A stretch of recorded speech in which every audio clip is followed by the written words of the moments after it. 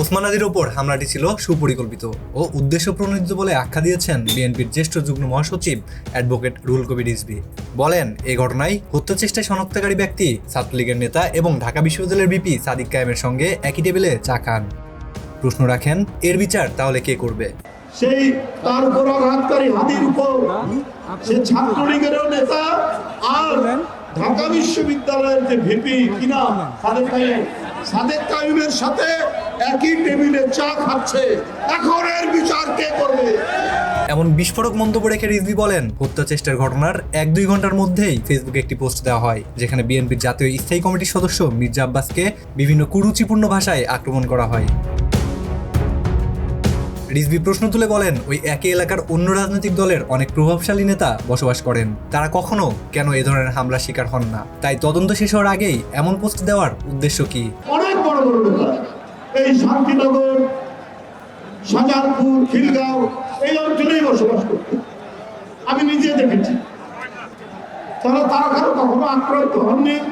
ওসমান হাদি দেশের শত্রুদের বিরুদ্ধে সাহসী ও সোচ্চার নেতা। তিনি কখনো মির্জা আব্বাসের বিরুদ্ধে কোনো বক্তব্য দেননি। তাহলে তাকে জড়িয়ে কেন বাংলা প্রবাদ বাক্যের ঠাকুর ঘরে কেড়ে আমি কলা খাইনি এই অবস্থার সৃষ্টি করা হচ্ছে বলেও প্রশ্ন তোলেন বিএনপির এই নেতা। শরীফ ওসমান হাদি সে দেশের শত্রুদের বিরুদ্ধে কথা বলতে, কখনো কি মির্জা আব্বাসের বিরুদ্ধে কোনো কথা বলেছে? উনি তাকে বিরক্ত করছেন, ডিস্টার্ব করছেন, ইত্যাদি ইত্যাদি। কিন্তু আপনি 1-1.5 ঘন্টার মধ্যে ফেসবুকে দিয়ে দিলেন, তার মানে কি ঠাকুর ঘর কেড়ে আমি কলা খাইনির মতো অবস্থা না?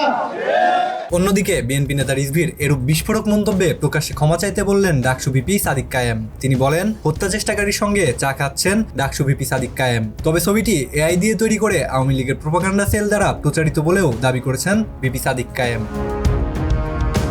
শনিবার নিজের ভেরিফাইড ফেসবুক স্ট্যাটাসে সাদিক কায়েম লেখেন, আওয়ামী প্রোপাগান্ডা সেল কর্তৃক প্রচারিত এআই জেনারেটেড ছবিকে সত্য ধরে নিয়ে বিএনপির সিনিয়র নেতা রুহুল কবির রিজভী শরীফ ওসমান হাদির হত্যা চেষ্টাকারীর সঙ্গে আমাকে জড়িয়ে যে অপতথ্য ছড়িয়েছেন তা বিএনপির মতো সংগঠনের সিনিয়র নেতার কাছ থেকে কোনোভাবেই প্রত্যাশিত দায়িত্বশীল আচরণ নয়।